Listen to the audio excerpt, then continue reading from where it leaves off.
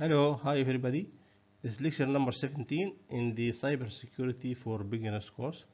And this lecture we're going to explain how to manage online privacy setting. We know that this setting is essential for protecting personal information on the media or offer what we call it here digital presence and reducing the risk of cyber attacks. However, using an effective privacy management or that involve understanding platforms, specific setting, applying best practice, and staying updated on changes in privacy policies. So let's start with the why the online privacy setting is important. It is important because you can control, for example, who can view your personal information, or maybe you can limit access to your profiles or photos or posts you are putting on the media.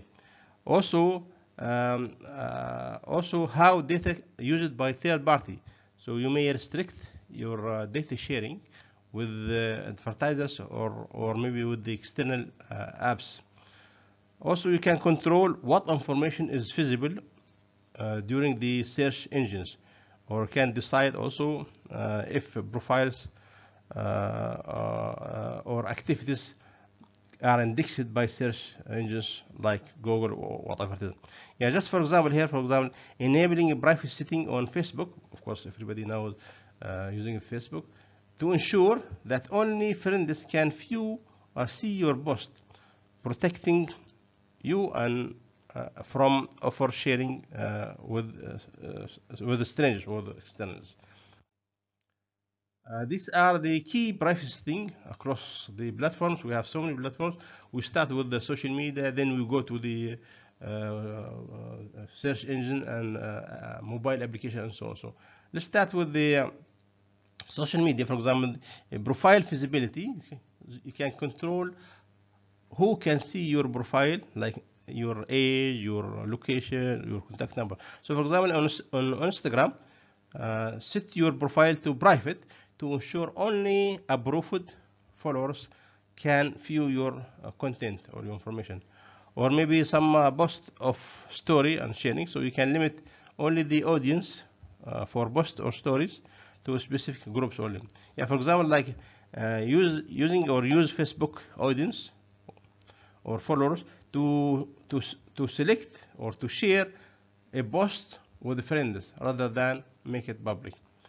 Also, maybe also tagging permission. Also, you can approve tags before they appear on your timeline. Like for example, in LinkedIn, you can control, or maybe in Facebook also, you can control who can tag you in posts or pictures to avoid unwanted mentions.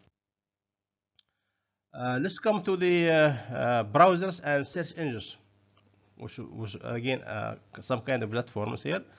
Um, you can browse privately without saving history or cookies. For example, use Google Chrome incognito mode to prevent websites from tracking your activity. Or maybe in search privacy also, you can disable personalized ads and search results. For example, here you can adjust the Google account setting to turn off ad personalization. Let's come to the mobile applications, like app permission, what we call it here. You can control app access to sensitive data like location, contacts, and camera. For example, on Android, deny location access to a shopping, for example, app, unless it's essential for delivery. This the some kind of on the right side privacy setting with different platforms. So how to set the privacy or how to manage the privacy setting? There are a few steps here. First, step number one, review default setting. Of course, when you download any application or any platform, they're going to ask you to agree on cookies, agree on terms and conditions. But never mind. Later on, you can go to the setting and find out the privacy and security. Can you see here, like for example here, and review that often or usually. So platforms often enable data sharing or public visibility by default. So review this setting immediately after signing up. Also, step number 2, customize privacy levels, like tailor setting based on your comfort level. For example, make profiles visible only to friends or connections, or maybe restrict data sharing with third-party advertisers. Step number 3, regularly update setting. Very important from time to time. Privacy policies and features evolves. Check setting periodically to ensure they align with your preference. Step number 4, option out of data collection. Many platforms collect user data for analytic or maybe advertisement. So this kind of option may be possible also. For example, like use Twitter privacy setting to limit data sharing for personalized ads. How to protect or protecting privacy beyond setting? Of course, there is other. This one we talk about setting only, but there's another protecting message like avoiding oversharing. Limit personal details in public posts. For example, avoid sharing your home address on any platform. Don't make it public, only for restricted.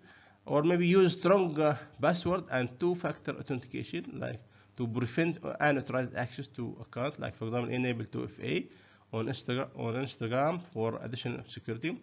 And be wary of public Wi-Fi. So we know that we are going for shopping and for our restaurant. Usually we connect to Wi-Fi or public Wi-Fi. So avoid logging into that account on an untrusted network without a VPN.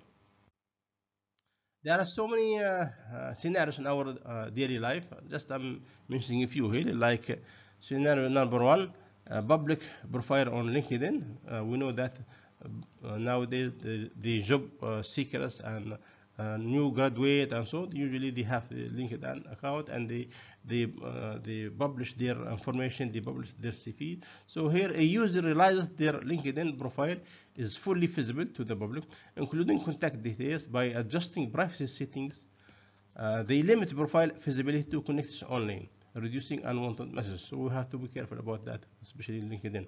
Scenario number 2, oversharing on Facebook. I think most of people nowadays and most of the new generation use the Facebook. A user-friendly or frequently post photos of their vacations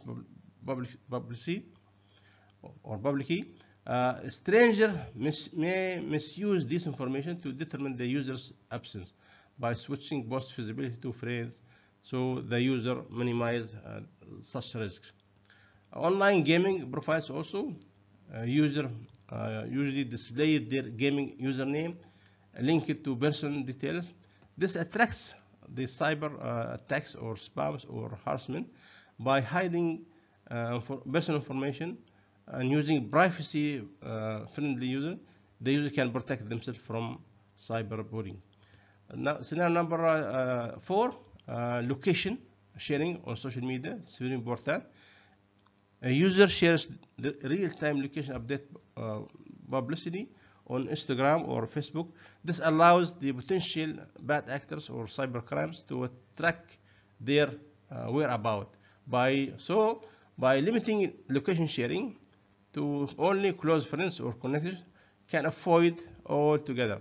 So the user significantly reduce their personal safety and many more.